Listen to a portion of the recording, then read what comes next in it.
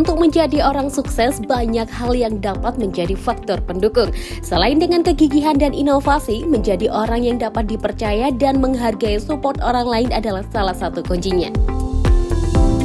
Hal tersebut yang selalu dipegang teguh oleh sosok Tri Widianto, pengusaha yang sukses di bidang properti di Kota Malang. Sepak terjangnya di bidang properti khusus membangun rumah bagi masyarakat berpenghasilan menengah rendah melalui fasilitas likuiditas pembiayaan perumahan tidak perlu diragukan lagi. Namun, semua itu tak luput dari kerja kerasnya selama merintis karir sejak tahun 80-an. Siapa kira jika bos PT Karisma Karangploso ini dulunya adalah seorang guru mata pelajaran pembukuan di sekolah menengah pertama. Dengan modal keahliannya di bidang akuntansi, membuat ayah empat ini bergabung dengan salah satu perusahaan properti besar di Jawa Timur, PT Podo Joyo Masyhur. Saya bergabung dengan PT PJM sejak 1984 di bagian keuangan. Kemudian pernah juga ditugasi di bagian verifikasi untuk legalitas, sempat pindah ke bagian perencanaan hingga jadi asisten direktur, ujar Tri Widianto.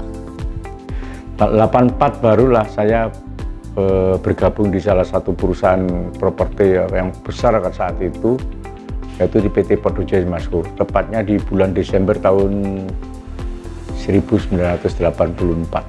Nah, sejak itu saya berkarir mulai dari bidang keuangan, ya, saya pegang di tim verifikasi sampai jadi asisten direktur, ya, lama-lama memahami di bidang properti itu. Dengan berbekal pengalaman bekerja di berbagai bidang membuatnya memiliki pemahaman lebih tentang dunia properti. Ditambah dengan kegiatan organisasi bersama Real Estate Indonesia yang mulai diikutinya pada tahun 1995. Saat itu Ketua Korwil Rei Malang adalah Pak Teguh Kinarto, owner PT Podo Joyo Masyhur. Karena sering diajak dan diajari beliau, dari situlah saya tertarik berorganisasi dan akhirnya punya banyak teman dan jaringan, ungkapnya. Dan saya masuk di kegiatan Rei itu tahun 90-an ya, membantu. Kebetulan waktu itu pimpinan saya Pak Teguh juga jadi ketua komisariat ya. Saya membantu sih, sehingga lama-lama saya senang di organisasi karena saya memang suka di organisasi. Saat itulah saya aktif di organisasi, ya, bahkan tahun 95 saya di Malang dulu itu istilahnya Rei Korwil ya dulu. Kalau sekarang kan komisaris itu udah ada wakil ketua udah ada. Dulu tunjuk sebagai Korwil 3 orang, waktu itu almarhum Insinyur Mujiono Mujito, ada Pak Heri Erkuntanto Araya dan saya itu. Jadi ketua Korwilnya ada 3 waktu itu. Akhirnya dari Malang itu mengusulkan dibentuk ada ketua, akhirnya jadi komisariat dan sebagainya itu. Sehingga saya banyak dari keuangan saya di pengembangan ya, pengembangan proyek ya, tentunya pembebasan lahan dan sebagainya.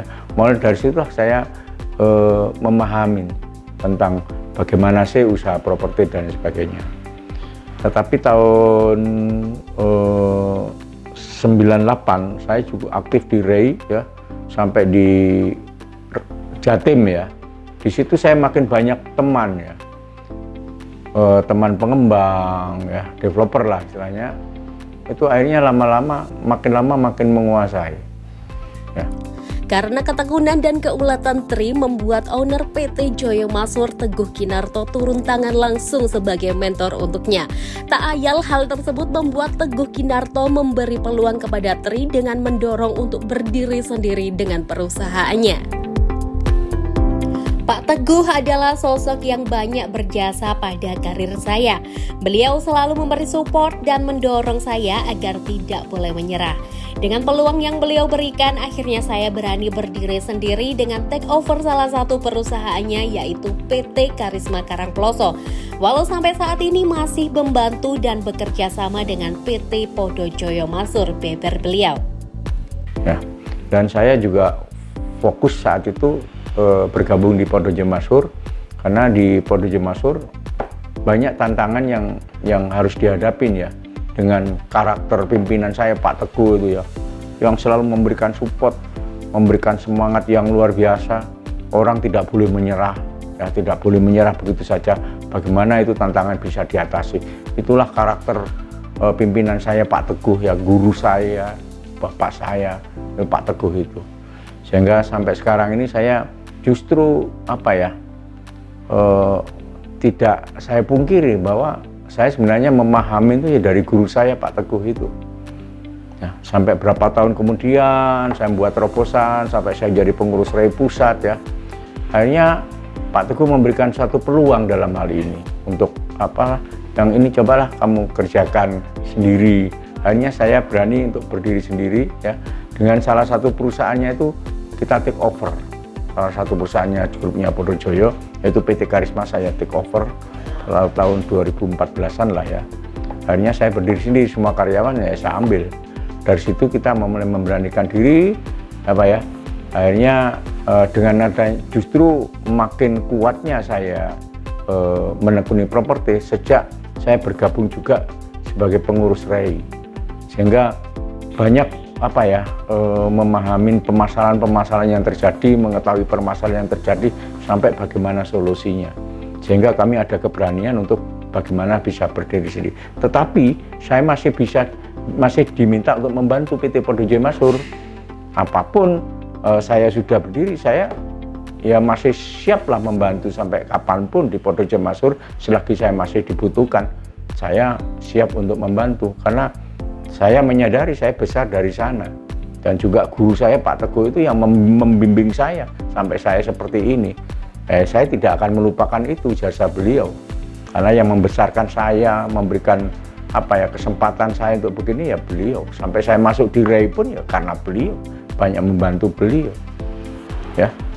Sampai sekarang Podojoyo Masur ya makin besar lah, banyak kegiatan proyek-proyeknya. Saya juga masih backup di Tidar dan sebagainya ya. Bagi suami dari Laili ini, peluang yang diberikan oleh bos PCM Group adalah titik balik kesuksesan karirnya. Kekuatannya semakin terbentuk sejak dia semakin aktif di organisasi REI, mulai menjadi ketua komisariat REI Malang, sampai menjadi wakil ketua REI Jawa Timur. Hingga akhirnya tahun 2014 menjadi pengurus pusat, menjabat sebagai wakil sekretaris jenderal sampai sekarang. Dan sampai sekarang Tri tetap fokus pada pembangunan rumah bagi masyarakat berpenghasilan menengah rendah. Sejak di REI Pusat, saya cari tahu bahwa target rumah murah jarang tercapai, sedangkan kebutuhan rumah menengah ke bawah semakin bertambah. Saya mencoba mencari terobosan bagaimana caranya agar orang berpenghasilan menengah rendah dengan segala keterbatasan bisa punya rumah, ujar Tri yang juga lulusan S2 via Universitas Brawijaya jurusan bisnis itu. Ada hati yang terpanggil untuk bisa berbuat itu, memproduksi sebuah rumah yang untungnya sedikit. Proyek ini tentu tidak banyak dilirik developer, tapi kami komitmen untuk membantu pemerintah, ungkapnya. Saya fokus di rumah FLPP. Kenapa? Saya sejak di pusat, di REI Pusat sejak 2015 ya di REI Pusat itu target-target rumah untuk rumah murah itu jarang tercapai ya. Sedangkan backlognya makin tahun makin tambah. Kebutuhan rumah untuk masyarakat menengah ke bawah itu makin tambah. Sehingga mendorong saya untuk mencari terobosan. Ya, mencari terobosan. Bagaimana sih orang kecil dengan segala keterbatasannya itu bisa punya rumah. Kalau kita bicara rumah mewah, itu pasar yang bicara.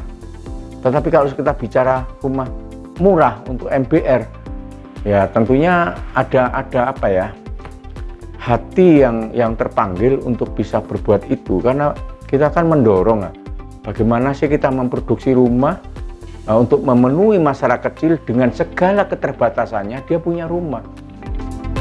Hingga saat ini sudah banyak perumahan yang dibangun di tangan Tri Wedianto di Jawa Timur. Yang terbaru, perumahan khusus PNS di kawasan Bandulan Tengah mulai dibangun. Perumahan-perumahan lain yang berhasil dibangun diantaranya Pesona Ngawi Regency, perumahan ASN Bumi Kanjuruan, perumahan PNS di Kota Malang yang terletak di Kelurahan Lesampuro, Telogomas, dan Sukun. Sejak berkiprah di dunia properti, Tri Wedianto telah meraih berbagai penghargaan, di antaranya Surya Property Award, Citra Graha Abinaya, dan Champion Award dari majalah Profil. Meski tengah disibukkan dengan segudang pekerjaan, perusahaan yang sedang semakin pesat berkembang, Tri tidak pernah mau untuk berdiam diri. Dia hingga saat ini juga aktif dalam berbagai organisasi selain Ray, seperti Dewan Pembina Pertina Kota Malang dan Dewan Pembina di Indo Pajero Komunitas atau IPC Jatim. Serta sebagai Vice Presiden IMA Malang, dirinya juga istiqomah dalam berbagi. Setiap tahun rutin berbagi kebahagiaan kepada kaum duafa dan anak yatim di sekitar tempat tinggal lamanya. Harus ingat bahwa ada hak mereka dalam harta kita. Itu juga salah satu kunci mengalirnya rezeki kita, tegasnya. Pria yang selalu berprinsip berani tapi tetap hati-hati ini kini tengah berbahagia menanti kehadiran anak kelimanya.